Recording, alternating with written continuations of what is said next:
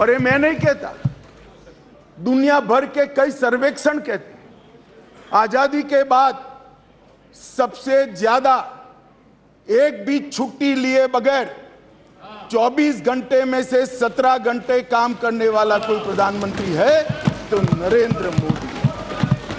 मान्यवर, आजादी के बाद देश के हर राज्य में सबसे ज्यादा किलोमीटर और सबसे ज्यादा दिन प्रवास करने वाला कोई प्रधानमंत्री है तो नरेंद्र मोदी। मान्यवर, कोई सरकारें कई सालों तक चलती है, कई सालों तक चलती है। कांग्रेस पार्टी की सरकार 35 साल तक अक्षुण्ण रूप से चली, कई सालों तक चलते हैं। तब 2, 3, 4 निर्णय ऐसे होते हैं जिसको युगों तक याद किया जाता है।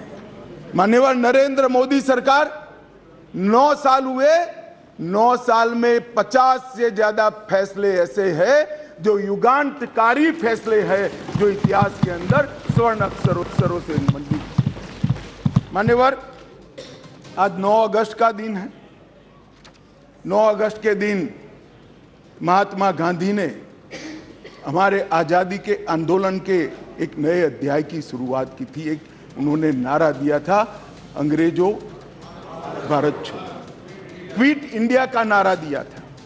मोदी जी ने ये 9 साल के अंदर 2014 से 2023 में लगभग 9.5 साल में एक नए प्रकार का राजनीतिक युग का शुरुआत किया।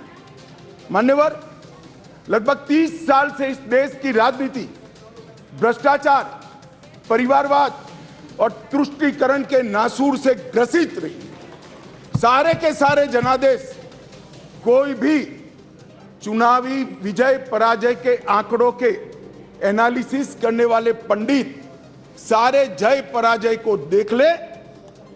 मोदी जी के 2014 के विजय के पहले सारे जय पराजय या तो भ्रष्टाचार से प्रभावित थे, भ्रष्टाचार किया इसको हटाने के लिए आए, या तो परिवारवाद से प्रभावित थे, परिवारवाद के पीछे जातिवाद का एक अनवरत संतान भी होता है, और तुष्टीकरण से प्रभावित जनादेश थे। भारतीय लोकतंत्र को ये 3 नासुरों ने घेर लिया था। नरेंद्र मोदी जी ने भ्रष्टाचार, परिवारवाद और तुष्टीकरण को हटाकर पॉलिटिक्स ऑफ परफॉर्मेंस को तरजीह दी, और आज विकास जनता के फैसलों का निर्णय करता है। मगर फिर भी कहीं कहीं दूर तक भ्रष्टाचार भी बैठा है, बच गया है, परिवारवाद तो दिखाई ही पड़ता है, और तुष्टीकरण की राजनीति भी चलती है। इसलिए मोदी जी ने आज नारा दिया है, भ्रष्टाचार क्विट इंडिया, परिवारवाद क्विट इंडिया, तुष्टीकरण क्विट इंडिया।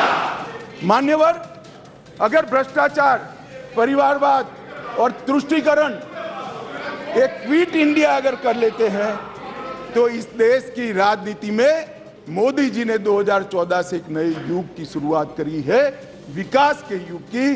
वो हमारे स्वतंत्रता सेनानियों के कल्पना के भारत की निर्मित 2047 के बहुत साल पहले कर देगी, इसका मुझे पूरा विश्वास है।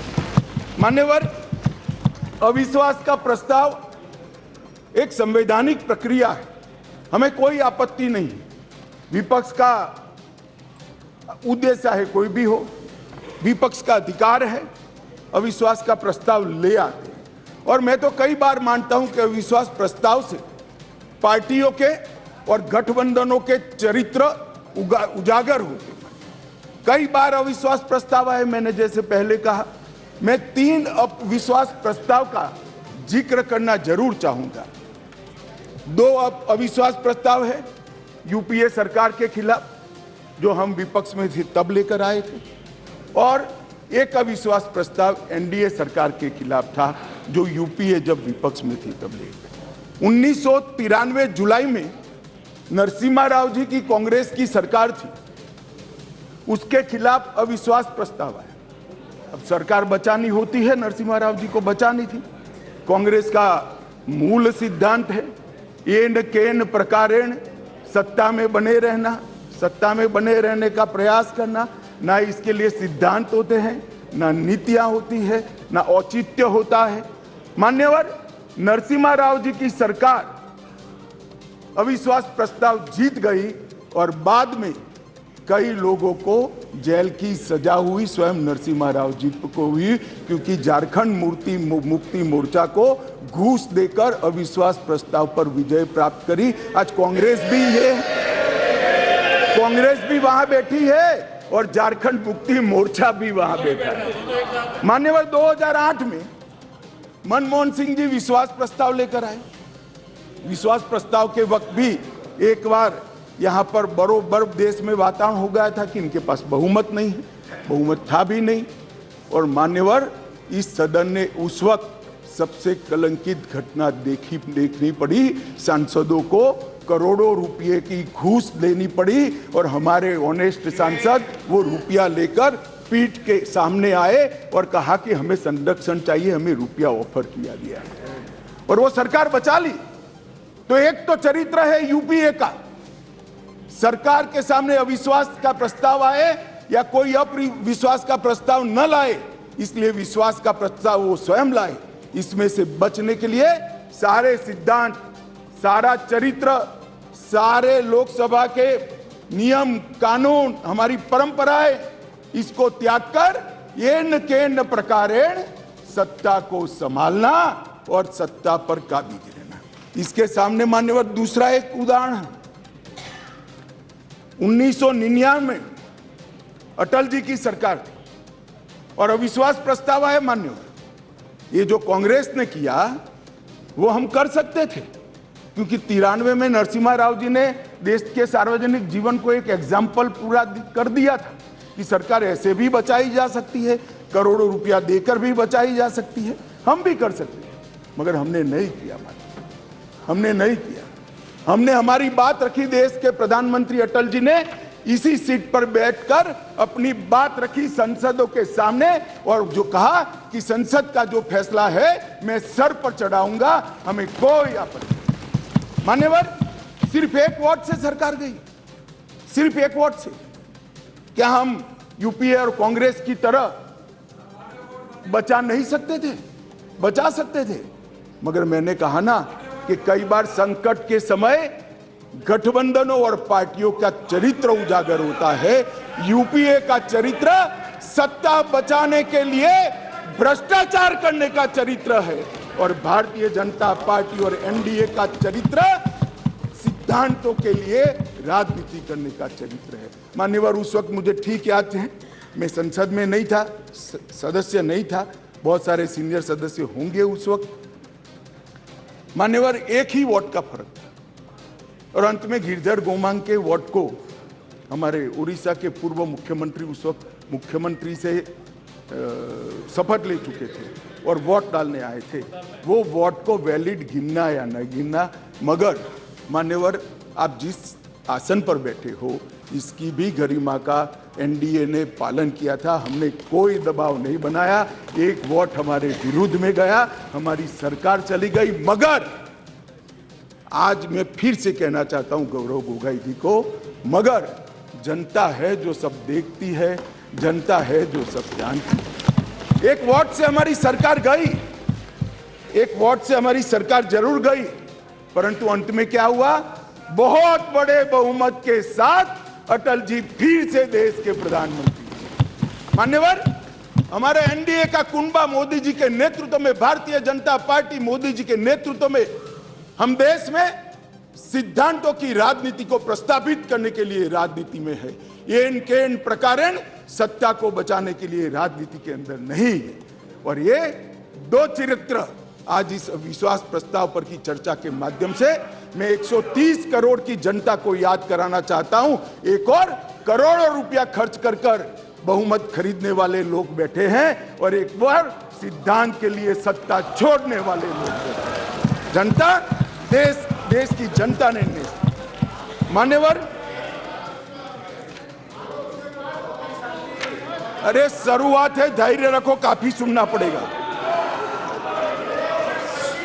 सुरेश जी ये तो ट्रेलर है, अभी अभी ट्रेलर है। मान्यवर, अभी बात निकली गरीब कल्याण की। हमारी साथी मंत्री अनुप्रिया जी गरीब कल्याण के सारी बातें बता रही। मान्यवर, गरीबी हटाओ का नारा दिया, सालों तक गरीबी हटाओ के नारे के आधार पर देश की भोली भाली गरीब जनता का विश्वास प्राप्त किया और वोट लेते रहे, जीतते रहे, गरीबी जस की तस रह गई। नरेंद्र मोदी जी ने कोई बड़े बड़े वादे नहीं किए, परंतु नरेंद्र मोदी जी के जहन में गरीबी का डंक भी था, दंश भी था, क्योंकि वो स्वयं गरीब के घर से आकर इस सबसे बड़ी पंचायत में आए थे। इन्होंने गरीब कल्याण के लिए मान्यवर,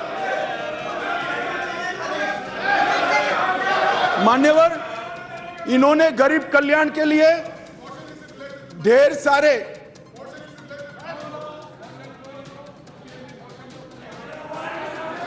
मान्यवर सुरेश जी इतने सीनियर मेंबर है, उनको अविश्वास प्रस्ताव का कैरेक्टर मालूम नहीं है। आप जब अविश्वास प्रस्ताव लेकर आते हो तो सरकार के समग्र कामकाज पर क्वेश्चन मार्क करते हो, और क्योंकि ये क्वेश्चन मार्क पॉलिटिकली मोटिवेटेड है, इसलिए मुझे सरकार के परफॉर्मेंस की चर्चा करनी पड़ेगी। मान्यवर, इस देश के करोड़ों गरीबों के नसीब में जब तक मोदी जी प्रधानमंत्री नहीं बने, धुएं से भरा हुआ घर था। मोदी जी ने 9.6 करोड़ 9 करोड़ 60 लाख गरीब महिलाओं के घर में गैस का सिलेंडर भेजा और उसकी झूंपड़ी को धुएं से मुक्त कराने का काम किया। मान्यवर, 11 करोड़ परिवार ऐसे थे, दुनिया में कोई विचार नहीं कर सकता। कई देशों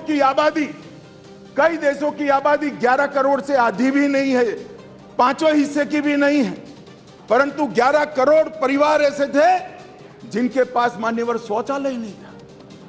हर रोज वो घर की महिलाएं आहत होती थी। मान्यवर, इनका दर्द 55 सालों तक ये यूपीए कांग्रेस ने नहीं जाना। नरेंद्र मोदी जी प्रधानमंत्री बने और 9 साल के अंदर 11 करोड़ 72 लाख परिवारों को शौचालय देने का काम।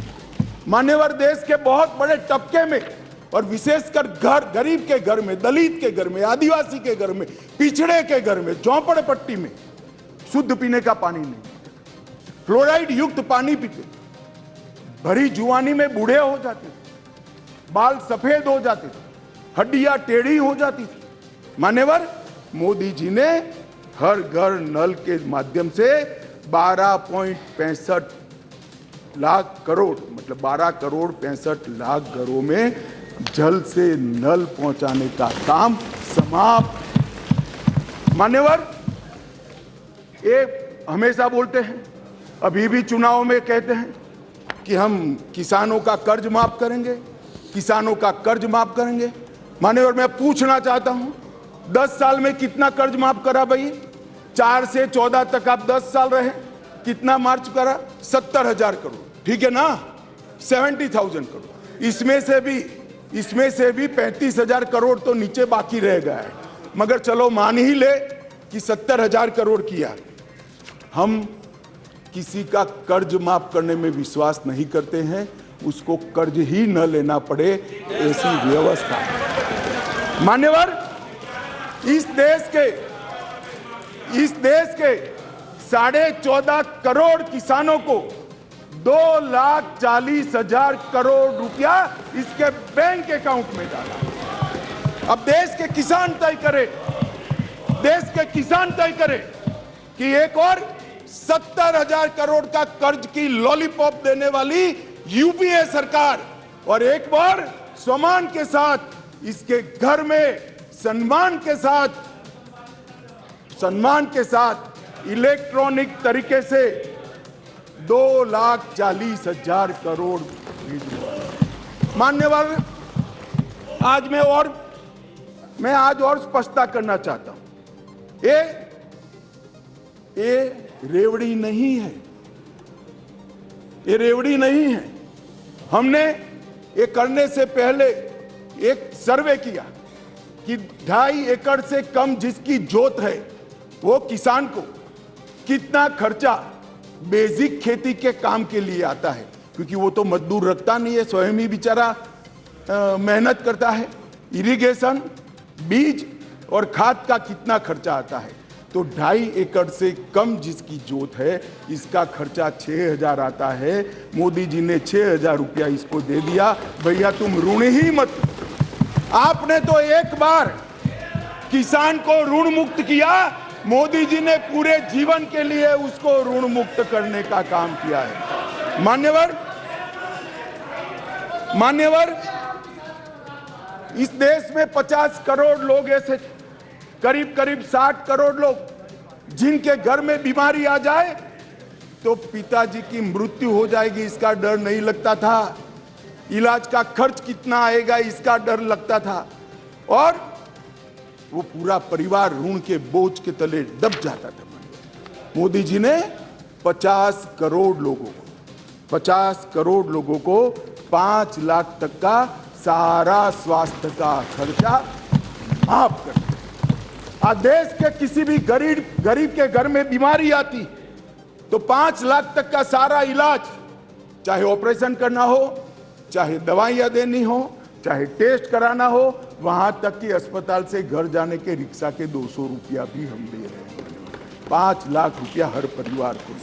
मान्यवर, जब हमने बैंक का अकाउंट खोलने की जनधन योजना लेकर आए तब मजाक उड़ाया जाता था। हमारे बिहार के मुख्यमंत्री नीतीश कुमार जी ने हमारा कड़ा मजाक उठाया कि अकाउंट तो खोल दिया, अंदर क्या डालेगा, जरा बॉनी तो कराओ। नीतीश बाबू, आज मेरी बात सुन लीजिए, हमने 49 करोड़ 65 लाख बैंक अकाउंट खोले जिसमें 2 लाख करोड़ गरीबों के जमा है, और राज्य सरकार और केंद्र सरकार की 300 से ज्यादा योजनाओं का पैसा डीबीटी के माध्यम से जनधन अकाउंट में ट्रांसफर होता है। मगर साहब, ये जनधन योजना का क्यों विरोध कर रहे थे, समझने जैसी बात है। एक बार इस देश के तत्कालीन प्रधानमंत्री ने कहा था, जो यूपीए से ही थे, उन्होंने कहा था कि मैं दिल्ली से 1 रुपया भेजता हूं, 15 पैसे पहुंचते हैं। वो तो ठीक है, स्वीकृति की सच्चे आदमी थे, नए नए राजनीति में आए थे, बोल गए। मगर मैं अब आगे पूछना चाहता हूं, क्योंकि बाकी लोग तो यहीं बैठे हैं, भैया 85 पैसा कौन ले जाता था? ये 85 पैसा कौन ले जाता था? मान्यवर, 85 पैसा ये ले जाते थे जिनको इसके अंदर कटकी और बटकी करनी थी। मान्यवर, जो जनधन योजना का विरोध कर रहे हैं वो 85 पैसा एंजॉय करने वाले लोग हैं, क्योंकि अब भारत सरकार रुपया भेजती है तो सीधा रुपया पहुंच जाता है। कांग्रेस की तरह नहीं 85 पैसा, सीधा रुपया गरीब के घर में पहुंच जाता है। मान्यवर,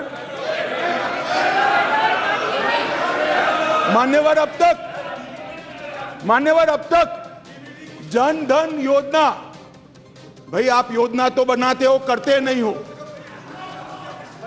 बैठो, बताता हूं, मैं बताता हूं, बैठो ना, अरे बैठो ना।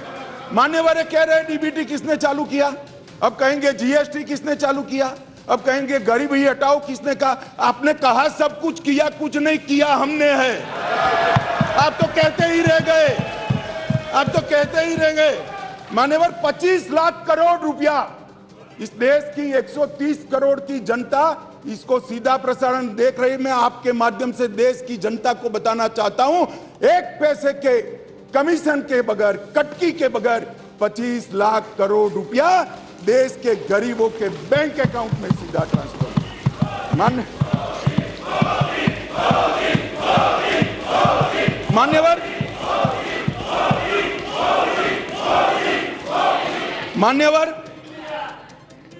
मान्यवर, कोरोना आया, मोदी जी ने शुरुआत की पक्षा पक्षी से ऊपर उठकर, संघ भावना से। ये पूरे समाज की लड़ाई है, पूरी दुनिया की लड़ाई है, पूरे देश की लड़ाई है। पक्षापक्षी में नहीं पड़ना चाहिए। सबको साथ में रखकर कोरोना के खिलाफ की लड़ाई की शुरुआत हुई और मैं आज भी कहता हूं, मैं आज भी मानता हूं कि कोरोना के खिलाफ भारत सफलता से लड़ पाया है। उसका एकमात्र कारण है सभी जगह दुनिया में कोरोना के खिलाफ सरकारें लड़ी, भारत में केंद्र सरकार, राज्य सरकार और 130 करोड़ लोग एक साथ लड़े हैं, इसलिए हम मगर जब वैक्सीनेशन आया और उनको लगा कि तो देश बच जाएगा, तो मोदी वैक्सीन मैं दो नेताओं को बरोबर याद है, समाजवादी पार्टी के अखिलेश जी और राहुल जी, दोनों ने कहा है तो मोदी वैक्सीन है, देखो लेना मत, टेस्टिंग भ्रांति। और मान्यवर अब बैठे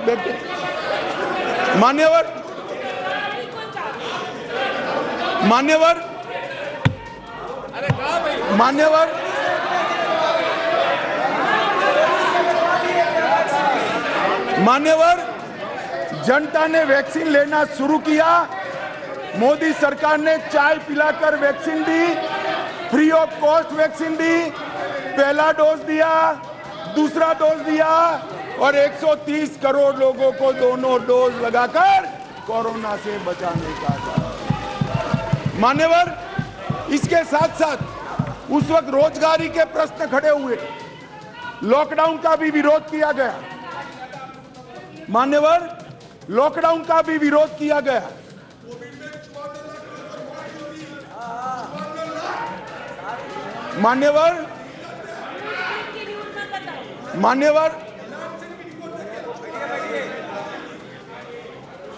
मान्यवर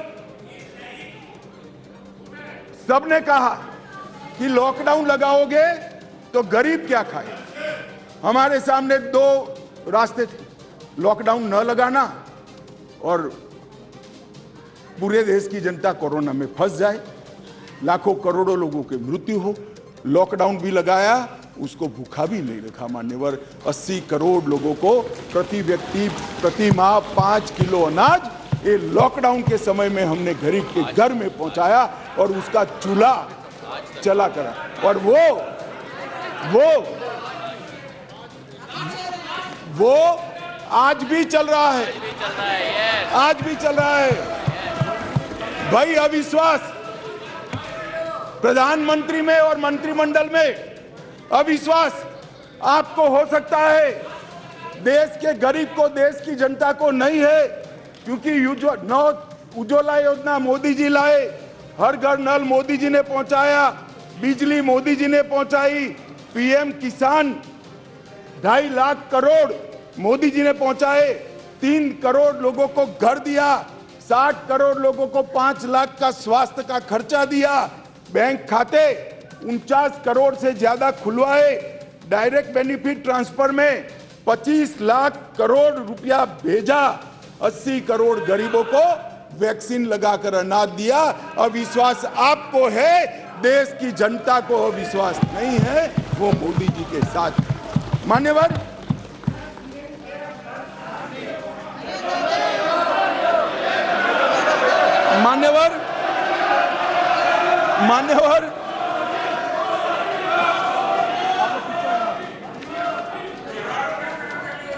अध्यक्ष जी,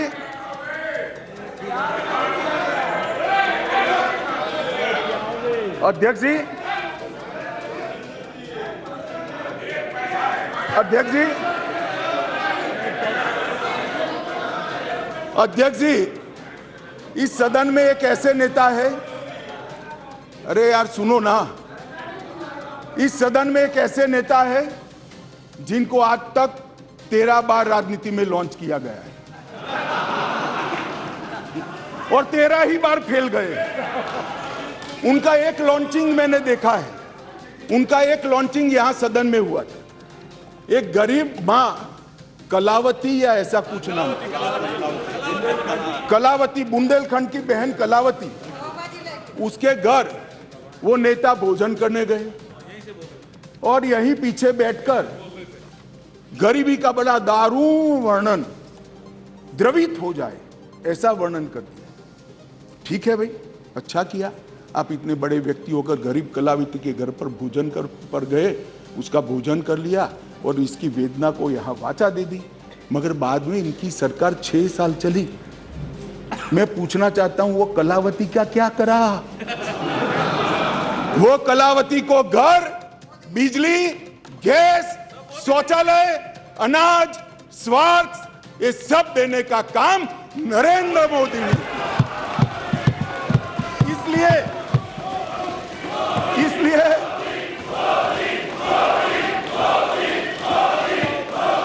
इसलिए जिस कलावती के घर पर आप भोजन पर गए हो, इसी को भी मोदी जी पर अविश्वास नहीं है, वो आज मोदी जी के साथ है। मान्यवर, राष्ट्रीय पिछड़ा वर्ग आयोग बनाया, पिछड़ा वर्ग को संवैधानिक मान्यता दी, आर्थिक रूप से कमजोर लोगों को 10% का रिजर्वेशन इतने सालों के बाद पहली बार मिला और 2 बार राष्ट्रपति बनाने का उम्मीदवार चयनित करने का हमें मौका मिला। सत्ताधारी पार्टी एनडीए ने, बीजेपी ने एक बार दलित और एक बार आदिवासी भारत में प्रथम बार एक गरीबों के लिए काम करने वाली ये सरकार है। नरेंद्र मोदी जी ने गरीब कल्याण का जो यज्ञ चलाया है, इससे गरीब के घर में जाते हैं तो वो दिन मित्र कर नरेंद्र मोदी को बुलाते हैं। गरीब अपने आप को अब मोदी जी में अपना मित्र ढूंढता है। मान्यवर, ये इसलिए मैं कह रहा हूं, अविश्वास आपको है, देश की जनता को अविश्वास नहीं है। मान्यवर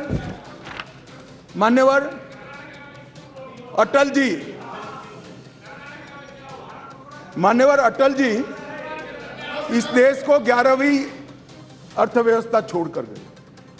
अब अटल जी तो जन नेता थे, ज्यादातर सांसदों की तरह कार्यकर्ता के नाते काम करते करते, आइडियोलॉजी का प्रचार करते करते देश के प्रधानमंत्री बने। 6 साल तक चलाया, 6 साल में 15वें नंबर से 11वें नंबर पर लाए, फिर एक अर्थशास्त्री प्रधानमंत्री बने, यूपीए की सरकार आई। मैं उनका धन्यवाद करना चाहता हूं कि 11वें नंबर से 12वें नंबर पर नहीं ले गए, उन्होंने 11वां नंबर संभाल कर रखा। और फिर नरेंद्र मोदी जी आए।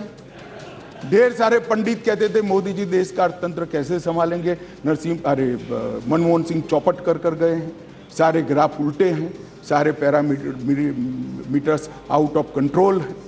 मगर गरीबों के घर से जन्मा हुआ ये आदमी, संघर्ष कर राजनीति में आया हुआ आदमी, सरपंच का चुनाव लड़े बगैर सफल मुख्यमंत्री बनने वाला ये आदमी नरेंद्र मोदी, इसने 9 साल में देश के अर्थतंत्र को 11वें से 5वें नंबर पर पहुंचाने का।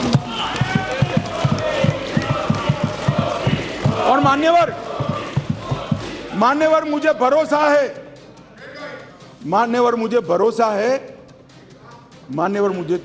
है, मेरे ज्यादातर साथी चुनकर भी आएंगे, वो भी देखेंगे, फिर से एक बार मोदी जी प्रधानमंत्री बनेंगे और देखते देखते 2027 तक देश दुनिया का 3रा नंबर का अर्थतंत्र।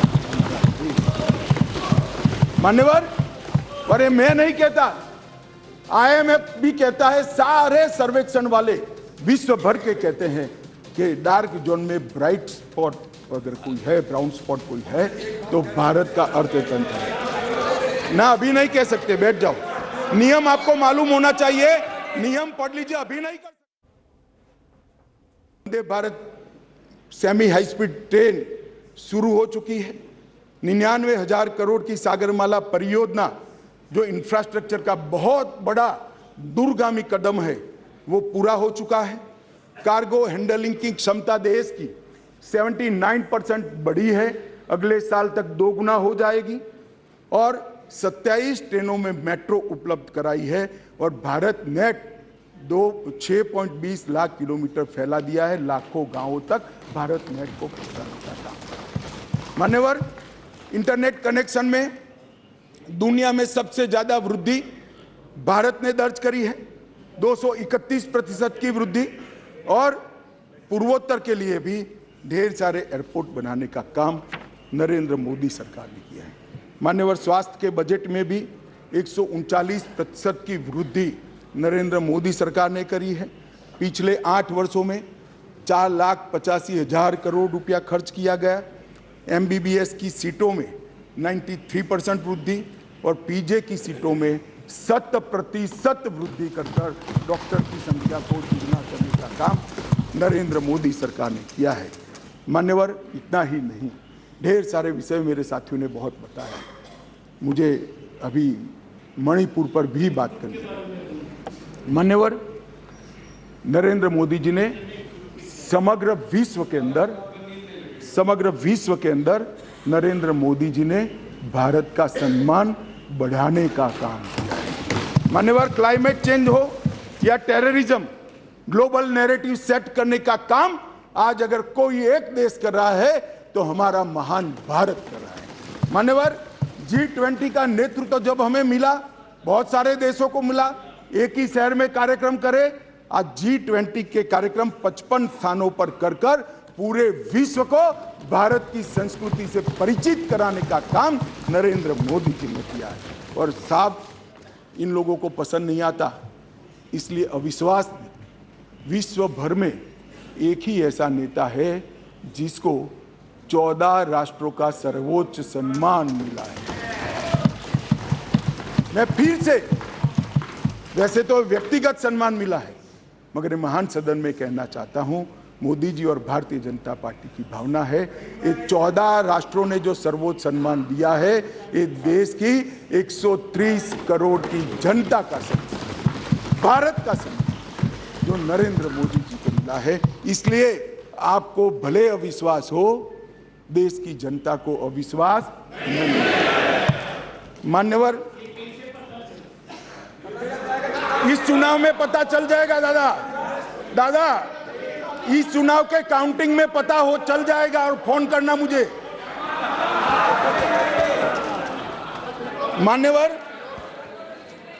मान्यवर, देश की सुरक्षा, यूपीए की सरकार थी, 2004 से 2014 तक चली। आए दिन आतंकवादी घुस जाते थे, आलिया मालिया जमालिया घुसते थे और जवानों के सर काट कर ले जाते थे।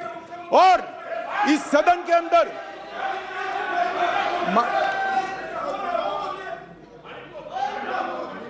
थक जाएगा, तुम मत बोलो, वो थक जाए, मैं नहीं थकूं। मान्यवर, सरहद के उस पार से आतंकवादी घुस जाते थे और जवानों के सर काट कर ले जाते थे। कोई जवाब नहीं देता था। 2 बार पाकिस्तान ने हिमाकत की, एक बार सर्जिकल स्ट्राइक और एयर स्ट्राइक, दूसरी बार एयर स्ट्राइक कर पाकिस्तान के घर में घुसकर आतंकवादियों का खात्मा करने का काम नरेंद्र मोदी। श्रीमान राजनाथ जी यहां बैठे। CDS का मसला, ये भी आपका सोच था, इंप्लीमेंट हमने किया। CDS का मसला कब का लटक रहा था, भटका रहा था। मोदी जी ने CDS का फैसला किया, राजनाथ जी ने सभी को विश्वास में लेकर उसको पार उतारा। 2016 में सर्जिकल स्ट्राइक और एयर स्ट्राइक किया, और खरीदी के अंदर, डिफेंस के अंदर जिस प्रकार के परिवर्तन हुए, मान्यवर, मैं आपको बताता हूं, जितने भी घोटाले, मैं बाद में घोटाले बताता हूं यूपीए के, जितने भी घोटाले हुए हैं, इसमें सबसे ज्यादा करप्शन रक्षा की खरीदी में हुआ। मगर मोदी जी के नेतृत्व में हमारे रक्षा मंत्री जी ने 4100 आइटमों को इंपोर्ट की नेगेटिव लिस्ट में डालकर यहां उत्पादन किया। और आत्मनिर्भर भारत की रचना कैसी होती है, इसकी नींव कैसे डाली जा सकती है, डिफेंस जैसे अति टेक्नोलॉजी वाले और स्पर्धात्मक क्षेत्र में इसको कर नरेंद्र मोदी जी ने आज भारत का रक्षा उत्पादन न केवल भारत, कई देशों के लिए आकर्षण का केंद्र बना है, और भारत एक रक्षा के उत्पादन का प्रमुख केंद्र बना है। उत्तर प्रदेश और तमिलनाडु के अंदर 2 डिफेंस कॉरिडोर बनाए गए मान्यवर, और 22-23 में 16,000 करोड़ से ज्यादा का निकास किया गया, निर्यात किया गया। ये आंकड़ा लाखों करोड़ों में जाने वाला है। मान्यवर, 4 दशकों से श्रीमती इंदिरा गांधी जी प्रधानमंत्री थी तब से देश का सेना का जवान, चाहे सर्विंग हो चाहे रिटायर्ड हो, वो one pension, one rank one pension की मांग करता है। सब भागते थे। भारतीय जनता पार्टी के नेता नरेंद्र मोदी जी ने सेना के सम्मान में निर्णय किया और 42,000 करोड़ से ज़्यादा राशि one pension one rank tender देने का। मान्यवर, दुनिया में अस्थिरता बढ़ी, चाहे यूक्रेन हो, यमन हो, चाहे कोरोना में दुनिया भर में बसते हुए हमारे भारतीय हो, 90 से ज़्यादा यूक्रेन से उड़ानें कर दोनों राष्ट्राध्यक्षों से बात कर 3 दिन तक युद्ध बंद कर 23,000 भारतीयों को घर पे लाने का काम नरेंद्र मोदी से। ऑपरेशन राहत 5,000 भारतीय और 2,000 विदेशी नागरिकों को वहां से यमन से निकाला और 2 लाख उड़ानों के माध्यम से 2.97 लाख मतलब 3 करोड़ करीब यात्रियों को सकुशल कोरोना के वक्त वंदे भारत मिशन के तहत वापस लाया। मान्यवर, चीन की सीमा पर हमारी आर्टिलरी न पहुंचे ऐसी स्थिति थी, रोड ही नहीं बनाए थे, नक्शा ही देखते रहते थे। नरेंद्र मोदी जी और राजनाथ जी की टुकड़ी ने सीमा के अंतिम गांव तक भारत के प्रथम गांव में रोड पहुंचाने का, वाइब्रेंट विलेज के माध्यम से गांव खाली न हो, इसकी चिंता मान्यवर नरेंद्र मोदी जी ने की। मान्यवर, किसानों के कल्याण के लिए ढेर सारे काम करें, बजट में 6 गुना वृद्धि करी। जरा सुनो भाई सुरेश, आप लोग 21,900 करोड़ रुपए का छोड़कर गए थे। कितना छोड़कर गए थे भाई? 21,900 करोड़। अब ध्यान से सुनना, 21,900 करोड़ को 6 गुना बढ़ाकर 1,25,000 करोड़ रुपए का बजट नरेंद्र मोदी। मान्यवर, खाद्यान्न के उत्पादन 265 मिलियन टन से बढ़कर 22-23 में 323 मिलियन टन रिकॉर्ड उत्पादन। प्रधानमंत्री किसान सम्मान योजना में आगे बात कर चुका हूं। 14 करोड़ लोगों को 6,000 रुपया, 2,41,000 करोड़ रुपया। और ये एमएसपी बहुत चिल्लाते रहते हैं। मैं आपको पूछना चाहता हूं मान्यवर, आपके माध्यम से जो अविश्वास प्रस्ताव लेकर आए हैं उनको मैं एमएसपी के बारे में जरूर पूछना चाहता हूं कि भैया आपने एमएसपी की कितनी खरीदी की थी और एमएसपी में के रेट में कितनी बढ़ोतरी की थी। जरा हिसाब किताब लेकर जनता के सामने जाइए। मगर नहीं जाएंगे, बैठे बैठे बोले रह गएंगे एमएसपी का क्या हुआ। मैं बताता हूं सत्य क्या है, और मैं इस सदन के माध्यम से देश की जनता को और 14 करोड़ किसानों को कहना चाहता हूं कि आपके घर में सबसे ज्यादा एमएसपी और एमएसपी पर सबसे ज्यादा धान खरीदने का काम कोई एक सरकार ने किया है तो नरेंद्र मोदी। मान्यवर, धान की खरीदी, पहले ध्यान से सुनना, सभी सभासदों को मेरा विनती है, ध्यान से सुनिए।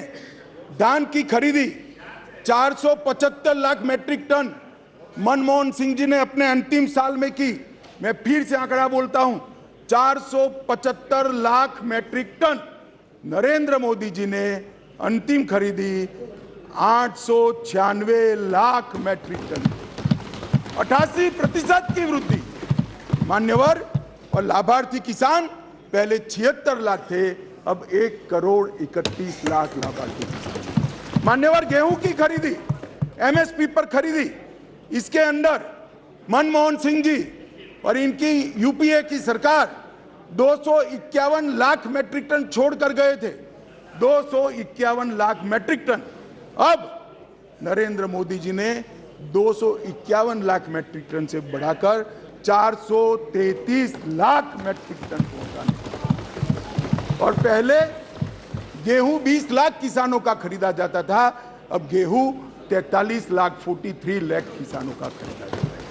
मान्यवर, मोदी जी ने कहा कि किसानों की आय 2 गुनी करेंगे।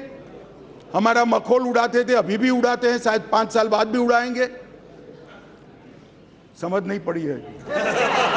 मान्यवर, हम कहते थे कि हम किसानों का आय 2 गुना करेंगे, हमारा मजाक उड़ाया जाता है। अब मैं बताता हूं मान्यवर, मोदी जी ने निर्णय कर दिया कि किसान की आय से मतलब खर्च से, लागत से 50% कम से कम एमएसपी रखेंगे। ये बहुत बड़ा ऐतिहासिक किसान हिस्से निर्णय है मान्यवर। धान की एमएसपी जो 1310 थी, मैं फिर से एक बार ध्यान आकृष्ट करना चाहूंगा, मनमोहन सिंह जी, यूपीए सरकार, जिनको हम पर अविश्वास है, वो यूपीए सरकार धान की एमएसपी 1310 छोड़कर गई। कम खरीदते थे मगर रेट 1310 था, हमने ज्यादा खरीदा और उसके दाम को भी 1310 से बढ़ाकर 2040 कर दिया। मान्यवर, गेहूं 2013-14 में 1400 रुपया एमएसपी छोड़ कर गए थे डॉक्टर मनमोहन सिंह यूपीए, और आज 2013-14 में 1400 से बढ़कर 2125 रुपया एमएसपी पर मिला। हमने गेहूं ज्यादा भी खरीदा और गेहूं का दाम भी ज्यादा दिया। मान्यवर, ये ना ही किसान हितैषी है, ना एक गरीब हितैषी है, ना एक पिछड़ा हितैषी है। उनको अपने परिवारों के अलावे किसी का ध्यान नहीं है। और इसलिए मोदी जी ने आज कहा है, 9 तारीख को आज कहा है, 9 अगस्त को,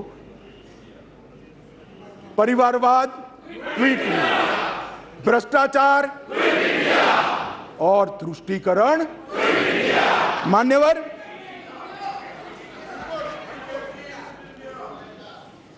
मान्यवर, मैं देश की आंतरिक सुरक्षा के प्रति आपका ध्यान आकृष्ट करना चाहता हूं।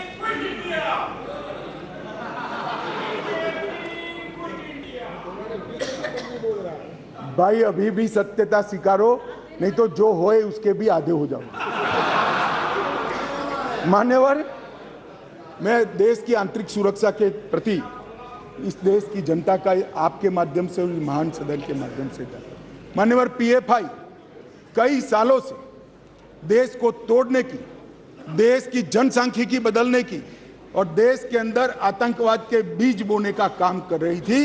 एक ही दिन में सितंबर 22 में 15 राज्यों में 90 से ज्यादा स्थानों पर रेड कर पीएफआई पर बैन लगाकर जेल की सलाखों के पीछे डाल दिया। मान्यवर, देश भर में पीएफआई को हमने बैन किया।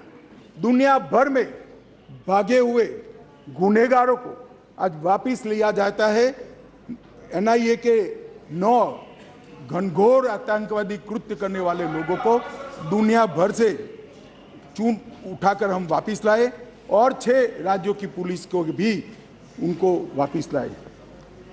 सचिन बिश्नोई, सिद्धू मूसावाले की हत्या का आरोपी था, उसको भी वापिस लाए और तंवर राणा का भी केस अंतिम सुनवाई तक पहुंचा है। मुझे भरोसा है बहुत कम समय में बॉम्बे के बम हमले के आरोपी राणा को भारत की कानून की अदालत के तहत लाया। मान्यवर, विदेश में भारतीय दूतावासों पर लंदन, ओटावा, सैन फ्रांसिस्को पर जो हमले हुए, वो तीनों मामलों को हमने एनआईए को सौंपा है। और मान्यवर, लगभग मैं यूएपीए को कठोर करने का निर्णय बिल लेकर आया था यहाँ पर, और उस सदन में दिग्विजय सिंह कहते थे इसका दुरुपयोग होगा। मैं आज सदन को बताना चाहता हूँ, विपक्ष को भी बताना चाहता हूँ, यूएपीए का उपयोग टेररिस्ट कृत्य करने वाले इनके खिलाफ होता है। हम किसी को डरने की जरूरत नहीं है। उस वक्त भी मैं नहीं समझ सकता था आपको क्यों डर लग रहा है, परंतु जिन्होंने टेररिस्ट कृत्य नहीं किया उसको डरने की जरूरत नहीं है। लगभग 54 व्यक्तियों को हमने यूएपीए के तहत आतंकवादी घोषित किया, इंटरनेशनल मान्यता लाए हैं और एक में भी विवाद नहीं हुआ है। कोई राजनीतिक दुरुपयोग मान्यवर नहीं है। मान्यवर, अभी गोगाई जी नारकोटिक्स का बात करते थे, वो कहते थे कि नारकोटिक्स का चलन बढ़ गया है। मान्यवर, इनकी समझ में थोड़ा फर्क है, मैं बाद में दुरुस्त करता हूं इसको। मान्यवर, मोदी जी ने 2014 से गृह मंत्रालय के अधीन, पहले श्रीमान राजनाथ जी थे, अब मैं गृह मंत्री के रूप में काम कर रहा हूं, नारकोटिक्स पर जीरो टॉलरेंस की नीति को हमने अपनाया। एनकोड 2019 में बनाया गया, फिर इसको 4 स्तरीय किया गया। एनकोड पोर्टल डेटा इंटीग्रेशन और नॉलेज मैनेजमेंट सिस्टम के पोर्टल बनाए गए। मादक पदार्थ की तस्करी के विस्तृत जांच के लिए जेसीसी, जिसमें ढेर सारे डिपार्टमेंट और सरकारें होती है, इसका गठन किया गया। Dedicated anti narcotics task force राज्यों में बनाई गई। राष्ट्रीय नारकोटिक कैनाइन पूल की स्थापना की गई और 75वें स्वतंत्रता दिवस के मौके पर 1,65,000 किलोग्राम नारकोटिक्स को जलाया गया और अब वो टोटल आज़ादी के अमृत महोत्सव के 1 वर्ष में 10 लाख किलो पहुंच गया है। अब मैं जो गोगाई जी कहते थे इसका जवाब दिया। मान्यवर आंकड़े किसी की शर्म नहीं रखते, आंकड़े बेशर्म होते हैं और आंकड़े हमारे कामों से खड़े होते हैं। आंकड़ों को बाद में बदला भी नहीं जा सकता। अब 2006 से एक सरकार थी यहाँ, यूपीए की सरकार थी, जिसको हम पर थोड़ा अविश्वास है। 2006 से 13 का समय उनका ही था। उसमें क्या हुआ था, जब्त की गई ड्रग 1,52,000 किलो थी। मैं फिर से सदन का और सदन के माध्यम से देश का ध्यान आकृष्ट करना चाहता हूँ